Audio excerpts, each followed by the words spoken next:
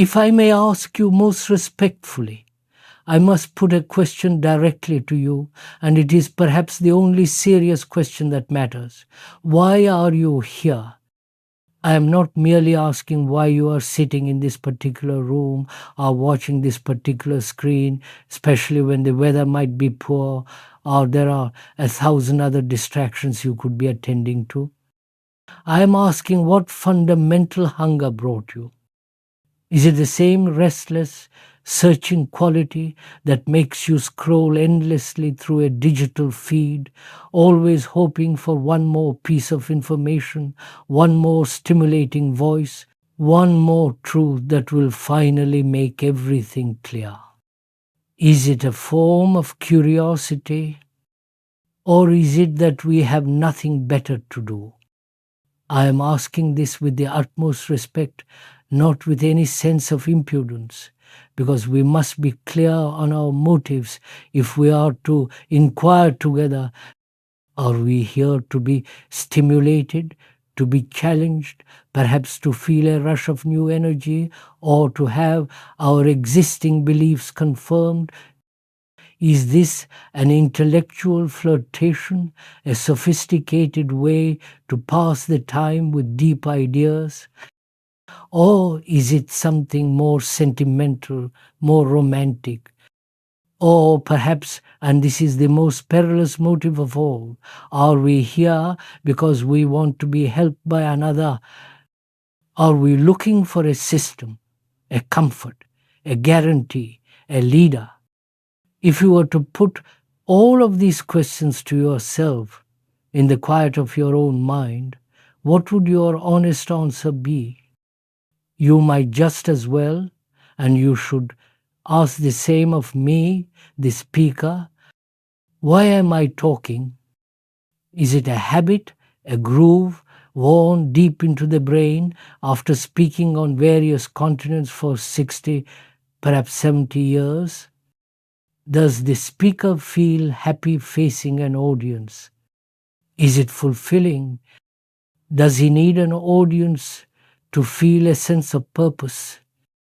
All these questions must be put not only to oneself but also to the one who is speaking. And if we explore that, if I explore that, I must be clear. I have tested this out very carefully.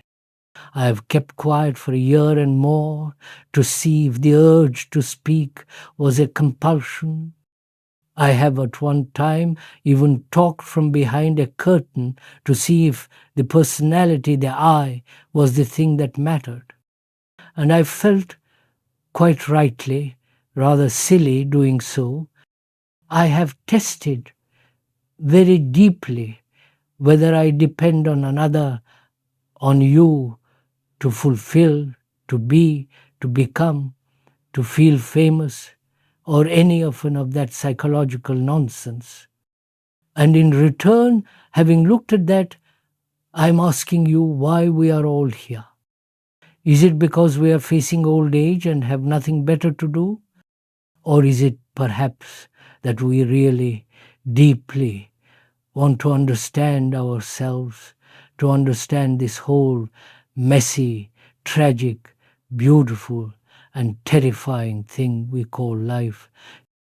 If that is the case, then my function is only to act as a mirror in which each one of us can see ourselves as we are, not as we wish we were, or as we have been told we are, but as we actually are right now. And if we look, we must not be depressed or elated to discover what we are. The mirror simply shows the facts. It does not judge. And if that mirror is clear, if it is sharp, if it shows every feature of our consciousness without any distortion, and if you can see yourself exactly as you are, then the mirror itself is not important. You can break the mirror. You must break the mirror without any feeling of bad luck or loss. The image is what matters, not the glass that reflects it. And if you can answer that first question, why you are here, it leads to a much more serious one. Why do we behave as we do? Why do we, as individual human beings, think in these certain narrow patterns? Why do we have this overwhelming psychological urge to follow somebody? It seems, doesn't it, that the crazier the leader, the more absurd they promise, the more eagerly we flock to them. We see this in politics, in religion, and now in our modern world, we see it in the digital follower culture, this herd mentality driven by a deep fear of being alone or uncertain. Why do we store up all the things that one has said, that others have said? Our minds are like storehouses, cluttered with the furniture of other people's conclusions. We are full of what the books say, what the traditions demand, what the experts proclaim. And I ask, why is there nothing in ourselves that is ourselves? We are second-hand people. And to discover what we are, to find that deep-rooted seed that is original, that is ours, we must go beyond the cultural seed, the traditional, the religious, and all the outgrowths of that. We must go very, very deeply into ourselves to find out the origin of all things. I'm not talking about the biological origin, the cells and the genes that one has inherited, but something much, much beyond all that. Shall we go into that a little bit? What is the origin? Not the biological or evolutionary process, but the origin of all things. This demands, or rather asks, what is creation? What is it? Who or what created all this? This marvelous, terrifying universe, everything living in it and out of it. What is the source of all that?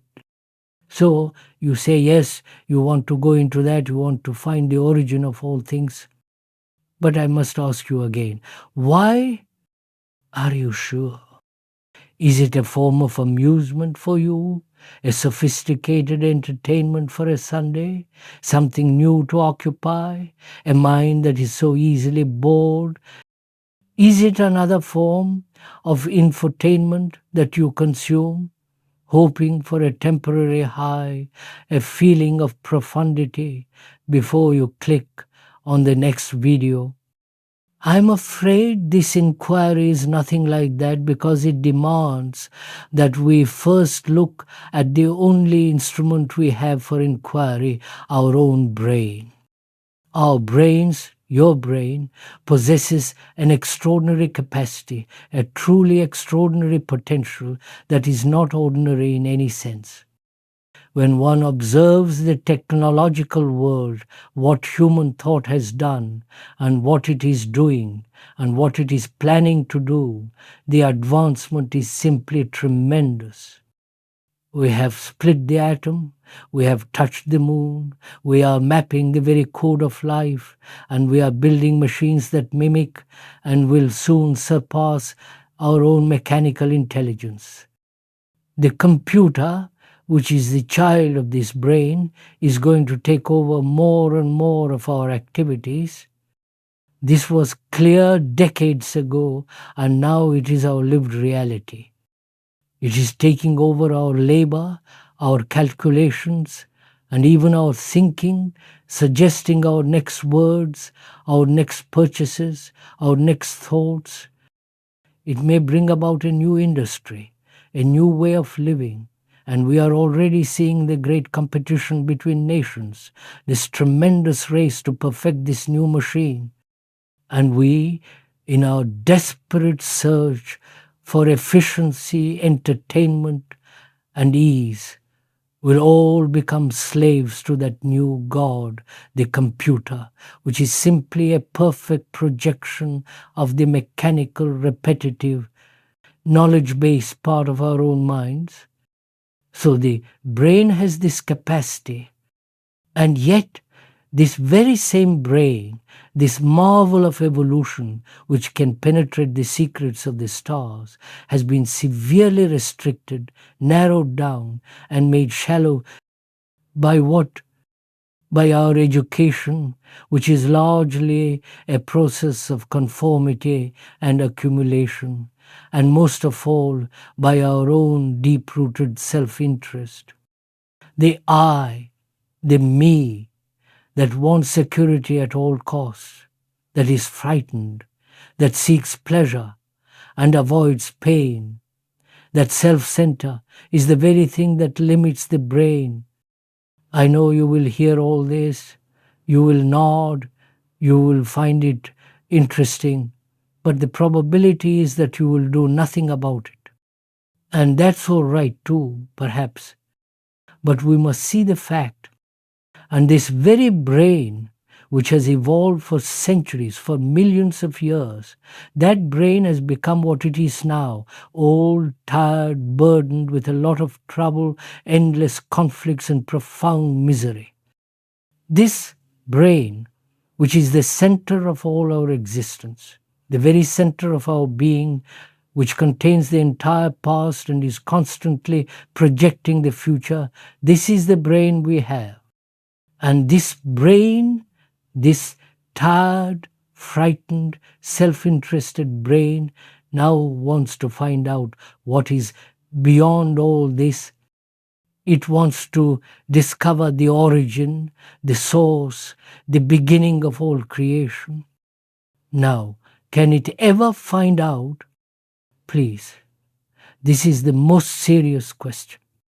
Can this brain, can thought itself, which is born of memory, which is the response of the past, which is time, can it ever find out what is the source, the life, the beginning of all things?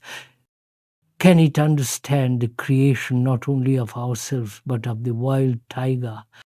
I have been very close, almost touching a wild tiger, and in its presence all thought stops. Can thought understand that immense vital energy? Can it understand the marvelous trees, the inexhaustible life of nature, the rivers, the mountains, and us with all our tragic complexities? So, how will you find out? Please ask this question of yourself. How will you, an ordinary human being like us, living in this chaotic world, find out something which science, with all its instruments, and biology, and all the people digging into the earth, finding new cities, cannot touch? What is your method? Will you find out by following somebody? Is that the way to choose a guru, a spiritual influencer, in our modern terms, a priest or a philosopher, and make them inexhaustibly rich, not just with your money, but with your devotion, your energy, your attention, your very life? Is that how you will go into this? That is my question to you, and who will answer it? Are you sitting there right now waiting for the speaker, for me to answer it? If I gave you an answer, what would you have? You would have only one more opinion, one more system, one more piece of dead knowledge to store in your already cluttered mind. You would not have the truth, you would have my words, which are not the thing. Or will you invent a new God? Will you invent a lovely theory, an Atman, a higher self, an immanent consciousness, and then say that created it? But don't you see that invention, that imagination, however logical or comforting, is still part of the brain? It is the movement of thought creating an image for its own security. Thought created God in its own image, and now thought wants to find the origin of God. It is a game, a circle, a trap. So, how will you find out? May I leave you with that question. What will you give to it? And I mean give in the sense of your energy, your capacity, your enthusiasm, your passion. Will you give your whole time to find out, your whole life? Or will you treat it like something you pick up and put down, like a hobby? Will you say, oh, I'm too busy today, I have to go to the office, I have to feed my family, I will think about it tomorrow? Or, this is a question to put to the old who are about to die, not to the young generation. We are too young to think about all that. How much energy will you actually give to it?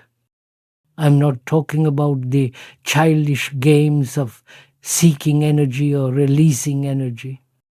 I'm talking about the passion that is required to look, to inquire, to be free of all the answers that humanity has invented.